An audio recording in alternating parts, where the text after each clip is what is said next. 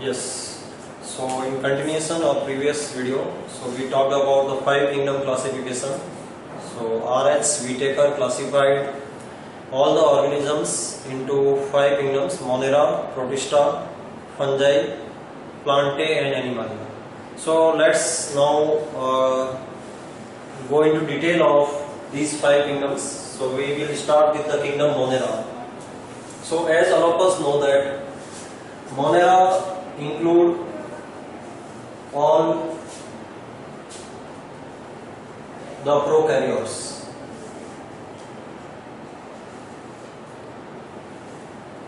So all the prokaryotes present on the earth included in kingdom, that is the Monera. So please remember, all the prokaryotes included in the Monera.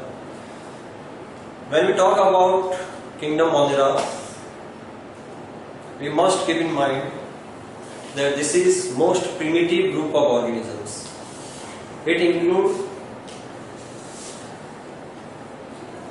this very common microbe, we know that is the bacteria.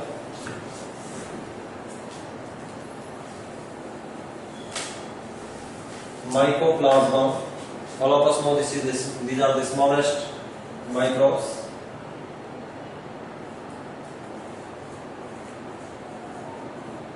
Cyanobacteria and Actinomycetes. These are the various groups included in kingdom Monera. Second thing, we must know these are among these bacteria is the largest group of microorganisms found, and these all group of organisms are prokaryote, means they do not have well-defined nucleus or absence of nuclear membrane. Prokaryote, pro means primitive, karyon means nucleus. They have the primitive nucleus. The term we use for that is the nucleoid. First of all, we will talk about the general characters. So when we talk about the presence of the kingdom Monera, member of kingdom Monera present universally, they are present, universal presence. Here universal presence means they are found in all type of habitats. All types of habitat. This is very interesting.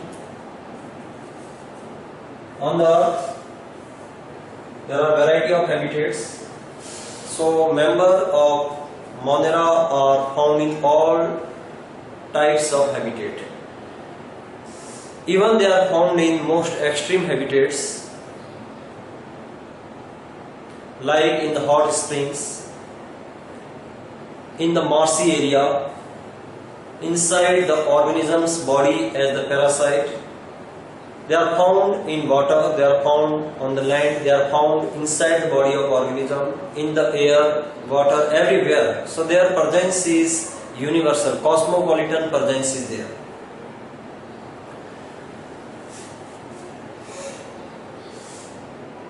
To understand the general features of Monera, we have to understand the general characters of bacteria, and we know many common features of bacteria. They are prokaryote, they are unicellular, they have certain members have cell wall, or there are certain members where cell wall may be absent. They have diverse type of habitat. So let's take one by one. First of all, we have to look into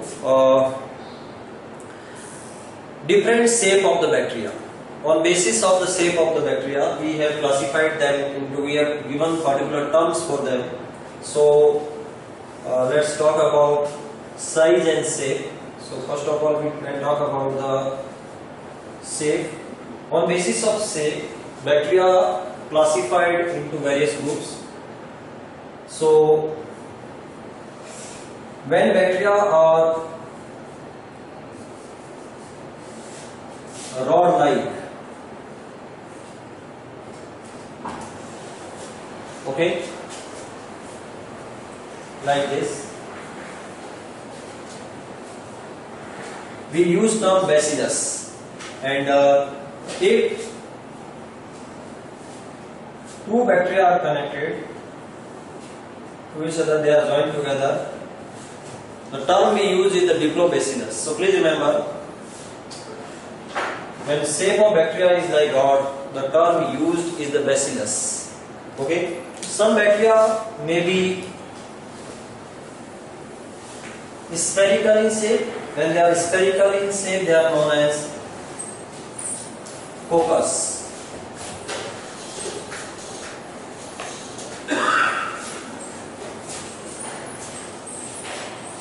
Spherical in shape are called coccus.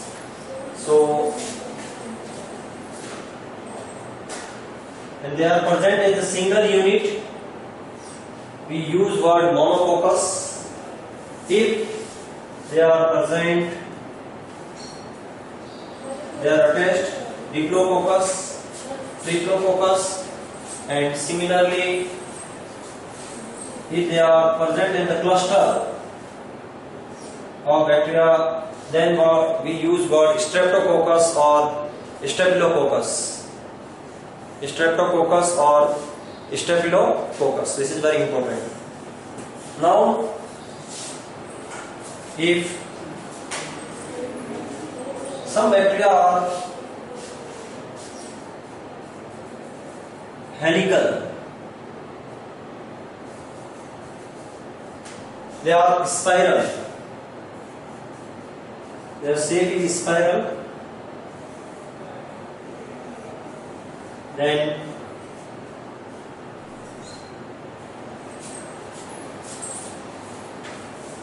they are called spirillum. And if the shape of bacteria is comma shape, then we use word vibrio. These are comma shape. Comma shape. So bacteria is appear like comma. So when they are comma shape, we use word vibrio. So there are four common shapes are there. Besides that, there may be other shape also, but most common shapes are of four types. So when they are rod-like, we use word bacillus. Two bacteria joined together, diplobacillus, triplobacillus, and when there is a long chain, we use the word staphylococcus. Similarly, single spherical bacteria, they are monococcus. Two are there, diplococcus, and there is a cluster of these bacteria, then we use word staphylococcus. Streptococcus, staphylococcus are the example. Similarly, when shape of bacteria is helical, they are like spiral, then these are called spirulina, and if shape of bacteria is comma-like, then these are called vibrio. So these are the different shape of bacteria. Now there may be presence of flagella. Number of flagella may vary. This may be diflagellate, monoflagellate. So here you can see presence of flagella. Generally on the coccus there is no flagella. So bacteria may be flagellated or non-flagellated. Okay, so there may be presence of flagella. When flagella is present, we use word flagellated bacteria. Okay. It is not necessary that there will be presence of flagella. Presence or absence of flagella is there.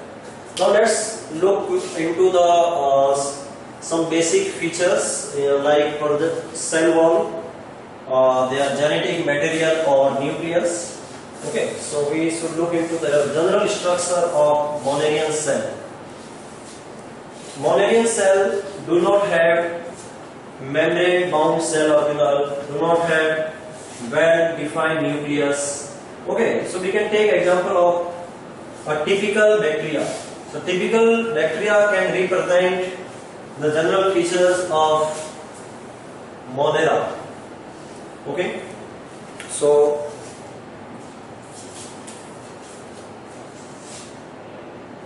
when we talk about structure of organism or the Monera, so in Monerian cell, if you general Monerian cell, if you look into, there may be presence of cell wall or absence of cell wall. But what is present? Cell membrane is present. This is cell membrane.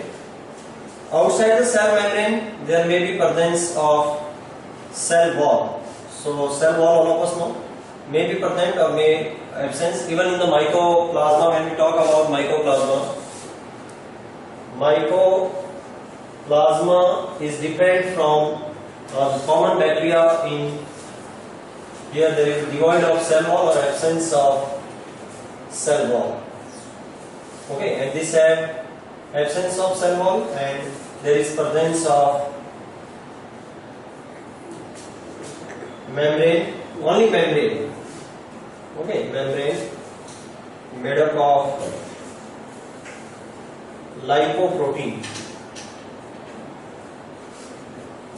Lipoprotein. So this is one of the very important difference, that in mycoplasma there is no cell wall, but certain bacteria may have presence of cell wall.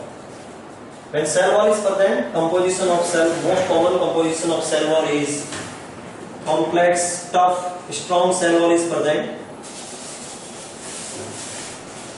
Peptidoglycan, or sometimes we use word mucopeptide.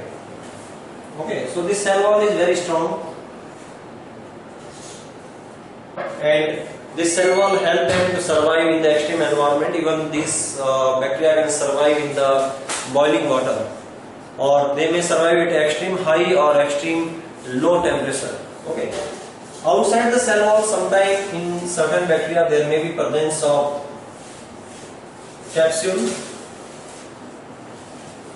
or this is called glycocalyx. So this may be slimy or tough. So this glycocalyx or capsule help them to survive in various harsh conditions. So overall we can say, when you look into the cell, there are three layers may present in mammalian cell, like cell membrane, which is common in all. Most of the Monera have presence of cell wall, and that is made up of mucopeptide or peptidoglycan, which is very tough and strong cell wall. In certain bacteria, there may be presence of third protective layer, and that is capsule or glycocalyx. Now, if we look into the cell, their genetic material is not scattered. Genetic material is present in certain part of cytoplasm. This genetic material is represented by single DNA. There is a single DNA, like in human we have 46 chromosomes, number of chromosomes are more. Okay, but here there is presence of single DNA, and this single DNA or genetic material is present in certain part, okay, of the cytoplasm, and the part where the genetic material or DNA is present is called nucleoid.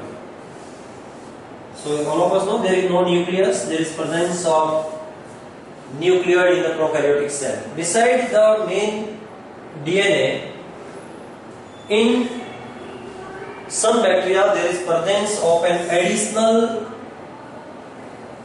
DNA, and this DNA is unique for the prokaryotic cell, found in some bacteria only, and this DNA is circular.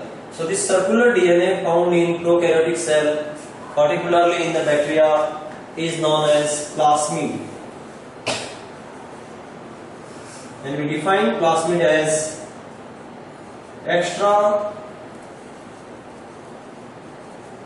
chromosomal. So here you can see this is the main chromosome. This is extra chromosomal. Beside the chromosome, extra chromosomal self replicating circular DNA. Please remember, plasmid is very important structure found only in the prokaryotic cell. It is widely used in the genetic engineering as the vector, and this is DNA present in some prokaryotic cells, particularly in the bacteria. It is defined as extra chromosomal circular DNA or cell replicating circular DNA. This plasmid is responsible for certain unique features in the bacterial cell like antibiotic resistance. They have got resistance to the extreme high temperature, extreme low temperature, certain chemicals they secrete. All these unique features of bacteria are regulated by the expression of plasmids. Okay. Now quickly let's see. Here in certain part this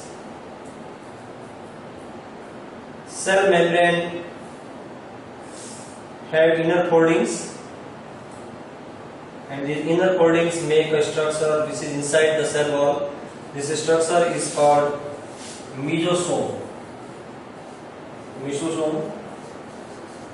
Mesosome provide the surface area for certain metabolic reactions and very common reaction. This also help in respiration. This is functionally similar to the mitochondria of eukaryotic cell. This cell do not have, prokaryotic cell do not have any membrane bound structure. Absence of membrane bound structures like plastids, endoplasmic reticulum, Golgi body, mitochondria, so cell organelles are absent here. But there is presence of in cytoplasm, there is presence of ribosomes. So that already we know. Presence of ribosomes. Please remember these ribosomes are of 70S type. 70S, S stand for the Swedberg unit. In eukaryotic cell there is 80S type of ribosome, but in prokaryotic cell in Monera the type of ribosome is 70S type. Some of the Monera are autotrophic. So to be autotrophic they must have the photosynthetic pigment. So photosynthetic pigment is present, but these photosynthetic pigments are not present in plastid. They are not organized in the plastid. They are present in cytoplasm. Inclusion bodies are there, vacuoles are there. Okay, and these cells are most simple type of cells, so they have various way to multiplication also. Okay, so let's now this is all about the basic structure. There may be one more thing. These cells may have presence of very important structure. This is not essentially present in all the prokaryotic cell. In some of the prokaryotic cell there is a presence of heap-like structure, and that is called flagella. And this flagella is made up of a protein called flagellin protein. Flagellin protein. Okay. Besides that, there may be presence of villi, or there is presence of structures called villi, and these are made up of pyrin protein. So these help in attachment, adhering. Okay. Flagella help in locomotion or movement. So, but it is not these are not essentially present in all the monerians, all the member of Monera. They may present, they may absent. Some of them may have one flagella, monoflagellated. Some of them may have large number of flagella, multiflagellated, biflagellated. All these things are present in this. So next we have talked about the shape, we have talked about the general structure of the cells. Okay, let's talk something about the nutrition.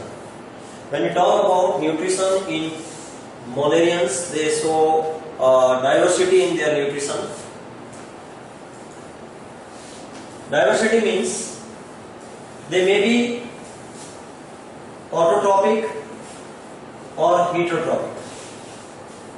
Both type of nutrition is seen. All of us know that some bacteria are even pathogenic. So they are parasite. Some bacteria are free living. Some are symbiotic. So there is a great diversity in their nutrition, and even some of them are chemotrophic also. So when we talk about nutrition in Monera,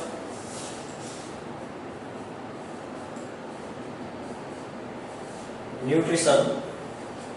So autotrophic mode of nutrition, as well as they show heterotrophic. So we'll take some example. When we talk of autotrophic, they are photosynthetic. They have photosynthetic pigments like chlorophyll and other pigments also photosynthetic. Example of photosynthetic monera are cyanobacteria, or these are also known as blue-green algae. They show the photosynthetic similar to the higher plants.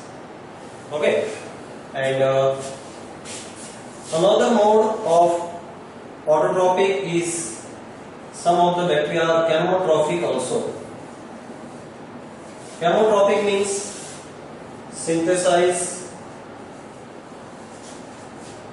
food using minerals or chemicals like sulfur. Okay. So example, sulfur bacteria. We will go into detail of these bacteria also.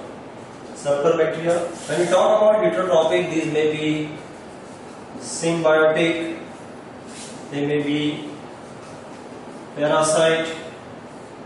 So symbiotic, example all of you know, Rhizobium. Parasite, many pathogenic bacteria. So these all are the general features of bacteria. We will continue with the two groups, Archaeobacteria and Eubacteria.